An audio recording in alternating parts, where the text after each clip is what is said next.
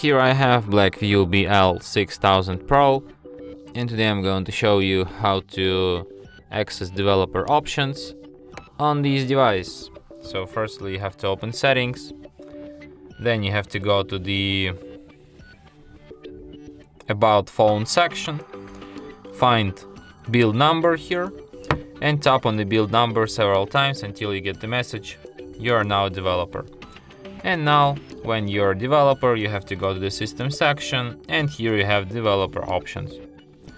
Here you have all of these very useful and interesting developer options. You can also disable them here, and after that they should disappear from the settings list. And as you can see, there's no more developer options here. And that's it. Thanks for watching.